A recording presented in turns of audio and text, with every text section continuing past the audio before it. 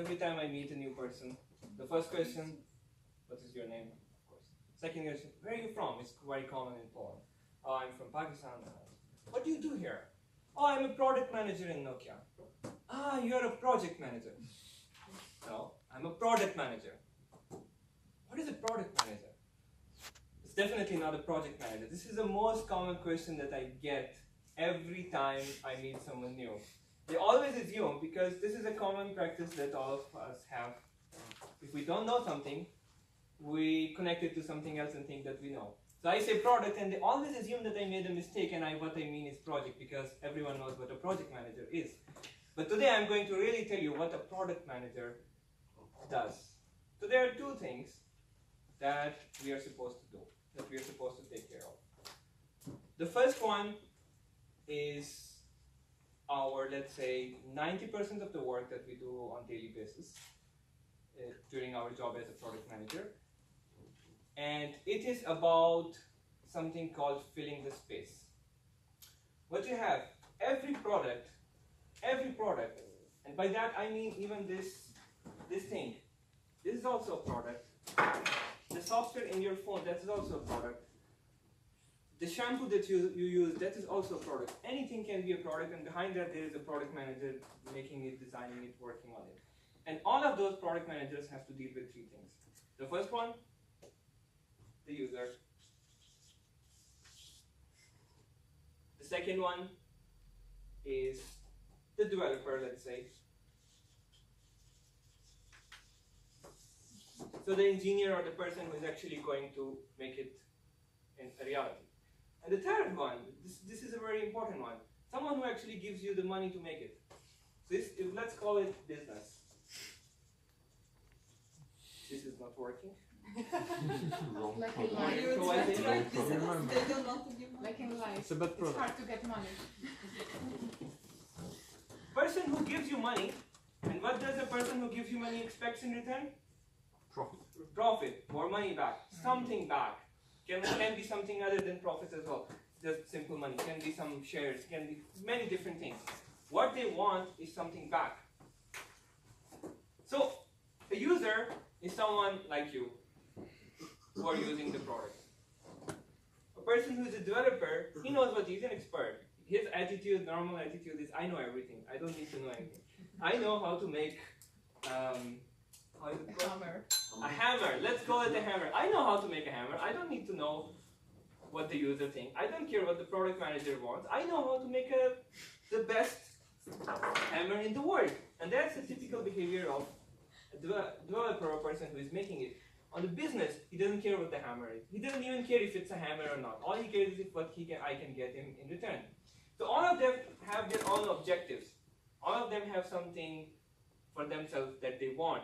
And what does product manager do? He makes sure that all of them is aligned. That all of them get what they want, and still we create something that is usable. But there are many things that in a typical product you will find. You will find people who just focus on user. They will go and interview and survey you. What are your needs? There are, of course, the developers who are experts, who really are the experts. They are correct in thinking that they are the experts. They know how to make it. And there are business people who are more concerned about how it is selling. And there are people to help you. Mostly, for example, salespeople are, I would call it, in this area. But there is a lot of things that are in between. And this is called the white space. And there is a very simple way to describe what a product manager does 90% of the time.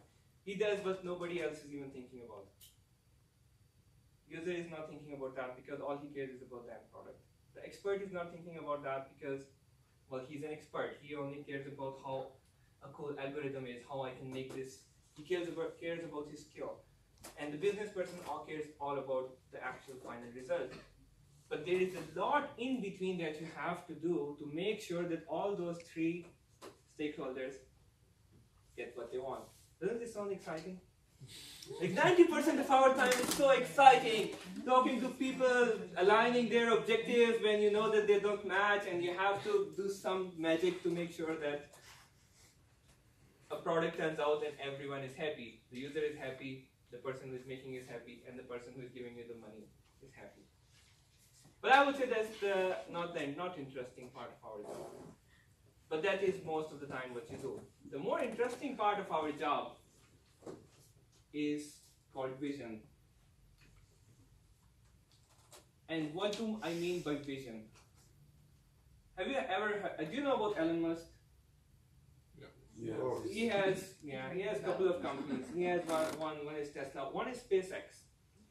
And SpaceX, what do they do? Quite often you hear in the news they sent a rocket to the space to launch some satellites, or they got the rocket back to Earth to land. That's an achievement. Nobody was doing it before, and they started to do it to reduce the cost. Now, you may think that that's their end goal, you know, that's what Elon Musk wants, that's what SpaceX wants, to create a cheap business in space to send satellites. You get a lot of money, and if you can save it, you can send it again, so you make even more money. But do you think that's what he wants? Well, is that his vision when he started the company? No. Well, he's one of those people that think that humanity is doomed, and there is no way that Earth is going to last forever, and what we need to do is we need to go to another planet. We need to colonize other planets. So that's what they want. SpaceX does not want to send satellites to our orbit. That's just a way of making money. That's just a way of improving the technology. Their end goal is to go to Mars and have people living there. That's what SpaceX wants. And that's his vision. And do you think this vision will come true in 5 years, 10 years, 50 years? Yes.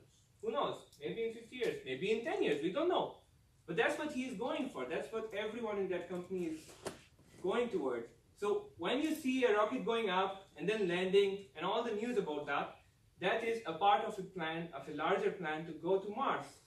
That's just one step further in reaching their goal. That's what I mean by vision. So every product manager, regardless of what kind of product they are making, they need to know where it will be in future. The future could be 1 month from now, if it is a small cycle product, or it could be something like colonizing another planet, which could happen in decades. So that's the most interesting part of a product manager's job. Thank you.